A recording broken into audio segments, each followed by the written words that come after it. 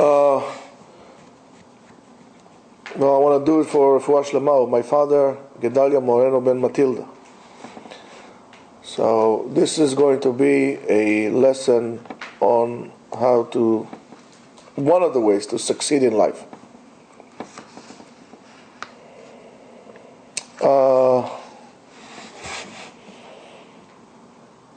Yosef is known to be one of the most successful people in history. He did the unthinkable. He did the unthinkable. From a young lad who was sold into slavery, he had his motion. You know, he was up here by his father, went down slavery, went to Potiphar, goes to jail, and then he makes his meteoric rise and became second only to Paro, which was unthinkable. It's unthinkable. So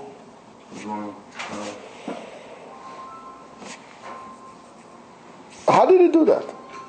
We, for whatever reason, seem to be always stuck in the mud of our lives, stuck in mediocrity, but not being able to get out of this trap that we call our lives. How was he able to do that? How was Yosef able to do that? What did he do? And this is not a lecture or shiur on Parashat HaShavua. This is a life coaching success. What did he do that we don't do? So let's look. Well, after he's been sold, everybody knows the story. There is a description of Yosef. And he says, "V'Yosef hurad Mitzrayma," and Yosef was brought to Egypt. "V'yikneu Potiphar saris Paro," and Potiphar, the servant of Paro, Sarat Tabachim, and he was Ish Mitzri. It tells us the whole description. Miyada Ishmaelim Moshe Horidu Shama. He bought it from the Ishmaelim to show us, first of all, who was this Potiphar. V'hi Hashem et Yosef, and Hashem was with Yosef. V'hi Ish Matzliach, and he was a successful man. V'hi bebet Adonav HaMitzri, and he was in the house of his Egyptian master. V'ya Adonav, and his master saw, Ki Hashem ito, because God is with him.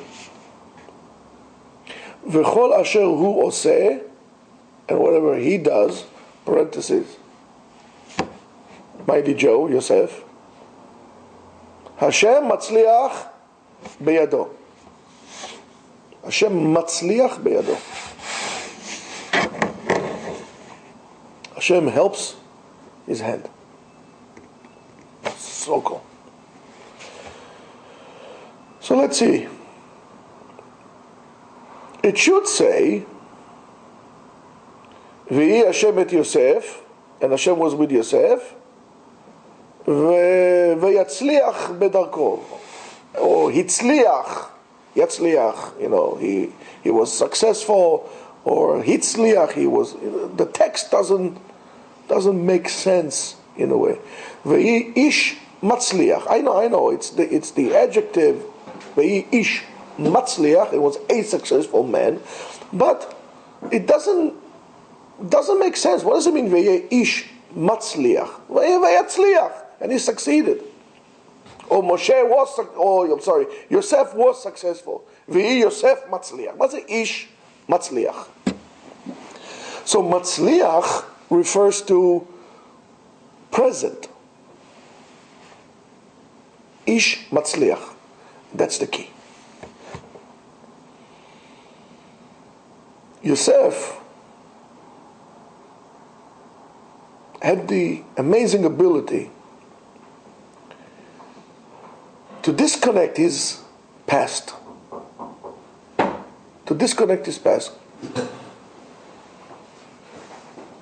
or to disconnect from his past.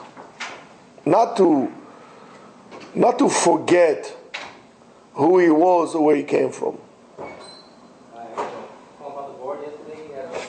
Here, just give it but to disconnect from the hardship that had happened to him in his life in the past. Yosef did not go into this, he did not go into this self indulgence on his own self-misery, saying, poor me, I was my father's beloved child, my brothers hated me, oh poor me, they sold me to the Ishmaelim, oh poor me, what have become of me? Oh, I'm a slave in Paro, in the Putifar. Oh, poor me. Oh. That's not Yosef. The Hatzlacha of Yosef is because he says, okay, right now I'm in this situation. Right now I'm here, and I'm going to make the best out of it, regardless of what happened to me in the past. Regardless of what fears motivate me or generated by me on my fears from the future. Or what will happen? Would I have parnasah? Would it be good? Would it not be good? This, that, and the other thing. He doesn't care about that. Right now I'm here. Okay, right now I'm at the bottom of the pit. And he was at the bottom of the pit. But right now I'm going to make the best out of it because I need to get out of here. I'm not going to worry about, I'm at the bottom of the pit, there's no water in it, full of scorpions and snakes. Oh, poor me. Oh, misken. He didn't do that. V'i Yosef ish matzliach. Why? Because he had the ability to look at where he's standing now and to come out of it. So, we don't do that. We always say, my parents hated me, my teacher hated me, this. Everything we do is we live in the past and we are afraid of the future and neglect the present. And I'm saying to you, the past is over. There's nothing you can do about it. The future did not happen. You only have the now. And now you're here, and now you're going to make the best out of it. Look at this. You were in a class. You go to college or you go whatever. You're thinking about what will happen when you go out. So all the time that you are in class, you're thinking about leaving the class. You go out of class. You're thinking about, I should have done this in the past. I failed. It's always like this. I'm in yeshiva, thinking about going out of yeshiva. I'll go get a job. I'm talking about going back to yeshiva. I'm never here. In a way, I'm never present. If I'm never present, I'm never going to be successful. Because in order to succeed, you need to have someone to succeed. And you are not here. You're not present. You're missing in action. You're always petrified about the future. You have no emunah. What will happen? What will happen? World War III will happen. Remember the time of Brezhnev? You guys don't. You weren't even born. World War III will happen. Everything was driven by fear. Now the same thing. Fear. We are driven by fear. We're not driven by motivation. We don't create hope for ourselves. We don't say, okay, I'm here now, and let me get out of there. You completely ignore you now as you are.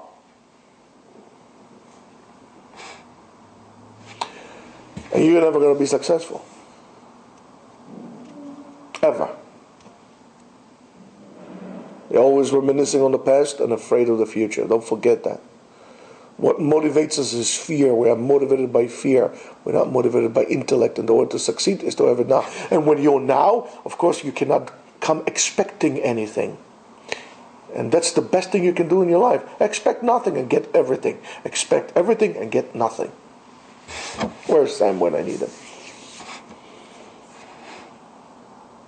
And when you are expecting something, you're locking your mind into a certain mindset, or you live your life with expectation. So if you have, for example, an expectation, pressure, so-called, from people who expect you to score an A on your test, or people expect you to do well in the field of genetic medicine to win the Nobel Prize, they're not going to do that.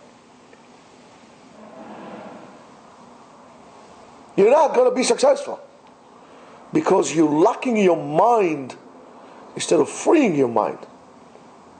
What you need to do is unleash your mind. There's a research being done that says that people learn. I think they were doing a research like exposing them to the smell of smoke while they're sleeping, and they're trying to come up with the theory that there might be a way to teach the brain to stop smoking while you're sleeping. I wonder if you play Beethoven's, I don't know, whatever, piano concerto for whatever, if you can actually learn how to play it better. It'll be into your subconscious. I don't know. But that's, I'm not a researcher, but that's what they do. In other words, your mind works even when you think it's not working. I mean, your mind is always working, even when you're sleeping. Do you ever wonder how you don't fall off the bed? If you can sleep on such a small thing, you never roll over. Your mind is always working. Sensory. Working. It's amazing. But we're locking our brain, and how we lock our brain is with fear. The chemistry that we create in our brain when we have the process of fear locks it, freezes it. It's like if you were in a dangerous situation and you had a shot of adrenaline into your body, next day your whole body is stiff. From that moment you went like that. So I didn't do anything. Why is everything hurting me? It's because of that. It locks your brain. It freezes it. And so that's the fear of the future. What happens to us when we live in the past? We become like dopamine junkies. Oh, in the past it was so good. Tick, little drip of dopamine. Instead of releasing this dopamine in your head by doing things now. Oh, when I was a child, I used to run so much. I used to work with wood. I used to do this. It was so much fun. So who's stopping you from doing that? Well, build cabinets, build crosses, I don't know, build whatever you want, build boats. Do something useful. I don't know. I mean, crossbow. You know what I'm saying? Nobody's stopping you. You wanna, when you were young, you were, I don't know, I was so this from a black belt in karate. Okay, so what's stopping me to go through it again? What difference does it make? Go do it. Go become a black belt at 60 years old. Who's stopping you? Nobody's stopping you. You are stopping you. When I was young, I could sit down for hours and learn Gemara. Okay, so who's not sitting down and learn Gemara for hours? But nobody's stopping you. You stopping yourself. You live in the past, in front of the future. So what's my approach? How do I be successful? Matzliach. Very simple. The attitude has to be like, if we take the word matzliach, tzalach, Hashem tzalach beyado, successful. Litzloach means to cross. Look how symbolic the Kriyat Yam Suf is. Fear. Egyptians are coming! The ocean is there. The Red Sea is there. What should we do? What should we do? Panic. That's exactly what happened. Egyptians are. The past is chasing after us. The future is going to the ocean. What are you going to do? Don't worry. Look what Nachshon did. He jumped in. Have him not jump in. Litzloach, to cross the ocean, you need to jump in, to cut it into two. And that's what happened. Bnei Israel alchu bayam b'charava. They walked bayam, but in dirt. Why? Because they say, okay, let's go. Let's do it. Let's go. We're here. There's nothing to do. Why are we going to have them killed us? We're going to go. No, we're going to go. We're here, Mashiach. And they were able to go. You need to break away the slavery inside of you by going and jumping in. Jump into the water. That's the only way to swim. You can spend all your life at the edge of the pool, right? You never learn to swim unless you go in. You want to be successful? Well, go in. Stop talking, go in. Oh, one day I'll change. You're never going to change. Not going to happen. You want to change? Change. Now. Not tomorrow. Now. Change your hardwiring, the way you think. I have it here. That's what I'm doing. That's my task ahead of me. I'm going to make the best out of it. Whatever that will be. Even if I started as a janitor at the 5th floor of the building, I'm going to make the best out of it. One day you're going to be working for me. I'm going to be the CEO. I'm going to do it. I'm not looking for my comfort. Okay, let me hide in my janitor closet over there. I'll just clean like this and hate everybody. Oh, they're successful. I'll sabotage the building. Be, be who I am. I'll be the top janitor. Right? And then I'm going to go to the 2nd floor, 1st floor, 2nd floor. I'll be working in the mail room. From janitor, I don't know if it's better though, but never mind. From janitor, I'll work in the mail room. From mail room, I'll work in deliveries. From deliveries, I'm going to go here. All the way, I'm going to be all the way up on top, sitting in the corner office at the 12th floor of the building with a panoramic view to whatever it is out there, and say, man, I made it. I made it. Why? Because you were concentrating on the task ahead of you, trying to make the best out of it. It's okay, your muscles are sore a little bit. Okay, so it's fine, not a problem. That's a part of the fun when it hurts. That's success. That's success. That's the dopamine release, the fun and pain of success. You had a good workout. Your body is sore. You're feeling good. Before, you felt like a jelly donut on steroids. Now you feel good. That's good. You achieved something. But you're not going to be able to achieve if you're always thinking about what will happen, what happened, and what will happen. Do it now. Now, even if you did that, you're still not completely guaranteed of success. And what do I mean? Means also another change of attitude. And his master saw that God is with Yosef in anything he does. Asher hu oseh, he does. Hashem matzliach beyado. That was the downfall of Yosef. Yosef, beyado. I did it, man. I did it. I did it. You did it? We're back again. Guess what? Go back to the pit. Go back to the pit. And Yosef goes back to the pit. You didn't understand the lesson. Go back down. Go to jail. Spend there. Go knock on the wrong doors. Say, listen, Saga Mashkim. Oh, Saga Tabachim. Please, talk in my behalf. So on and so forth. It's okay. You can talk. It's okay. It's a free country. I mean, it's not a dictatorship. No, we're running a cult here. It's okay to talk. And only in the pit, when he's down there, again at the bottom, he realizes, I was wrong. And that's the change of the pasuk. V'yiten sar bet hasoar beyad Yosef et kol ha'aserim asher bet hasoar. Again, Yosef is in jail. And jail at the time, it wasn't like today, it was a pit. And guess what? He's again up top. He's in charge of all prisoners. So Yosef, yes, in charge. Why? ואת כל אשר עושים, שם הוא היה עושה. Right? Everything that was done was all according to him. אין שר בית הסוהר רואה את כל מאומה בידו. Why? באשר השם איתו. Because God is with him. ואשר הוא עושה, השם מצליח. So basically it's the same pasuk. Hashem matzliach, Hashem matzliach. Minus one word. Yeah. Here, exactly. Here Yosef realizes it's not beyado. It's not my kochi ve'otzem yadi. Here's Hashem matzliach. When you come to recognize that all your success is because Hashem made it possible. Yes, you need to have the proper attitude. Hashem is not going to do the work for you. But it's only because Hashem made it possible.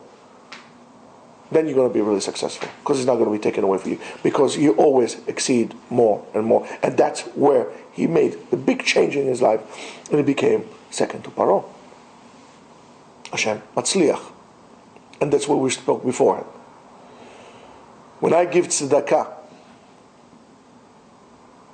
it's because HaKadosh Baruch Hu instructed me to give tzedakah. Why? Because when I give tzedakah, I acknowledged that the money in which I have was given to me by HaKadosh Baruch Hu. So I don't have a problem giving it somewhere else. You cannot say, I worked hard for this money. It's my job. I made this money. Because I'm going to ask you the question. That's very nice. You made this money. You work hard. Nobody disagrees with that. However, how did you get the job? How many jobs have you tried to get on your own and you didn't get it? And HaKadosh Baruch Hu, for whatever reason, which later on will sing to you, that's why I got this job. Who got you this job? Who made it possible for you to get the job? You can't do anything without HaKadosh Baruch Hu. How come you talented in teaching? You're talented in science. He's talented in piano. This is talented in martial arts. This is talented with whatever his talent is. Grace, people like him, see him. Where did you get this talent? Well, you were born with it. It's a gift given to you. It's nothing self-generated. You decide to acknowledge a gift given to you by HaKadosh Baruch Hu and tapping into it. However, do not forget that it's from HaKadosh Baruch Hu. Otherwise, that gift or / opportunity will be taken away from you. When you think that you are so awesome and you are, let's say, the biggest scientist in the world, and it's nothing to do with HaKadosh Baruch Hu that made it possible for you to wire you in such a way to create the opportunities for you to flourish. If that's what you're going to think, and you're going to disacknowledge that, all of a sudden you're going to be jobless and unaccomplished and unrecognized. Look, if I'll take an apple seed, I have actually 2 apple seeds. Both have the same life potential to generate millions of apples in that one little seed. However, if I'll take one, now I am playing creator, I plant one, I'll put it in appropriate soil with balanced nutrients. I'll take one and I'll put it in soil that is not appropriate for it, maybe too acidic or too clayish. Both have the same potential. However, it was my decision to put it in here, to put it in here. The tree can never claim to itself, it was me, I made this. You know, because it was my decision to put you here or to put you there. So you need to acknowledge that the success, the talents, the strength that you have in you, or there is in your life, were given to you on a loan from God. And you need to acknowledge HaKadosh Baruch Hu in anything you do, and therefore share this bracha, share this gift with others. If, let's say, you're good, argument's sake, in martial arts, don't keep it for yourself. Teach other people self-defense. You're good in science. Teach people not only science, the love to science. Share with them your passion to science. You're good at that, he's good at this, and so on and so forth. By sharing and not keeping it selfish, you are passing on and allowing yourself to receive more, because now I made more room to receive more. So when I give from myself to others, I'm creating more room for myself to receive more. That is called success. Shabbat Shalom, and be successful. Shabbat Shalom.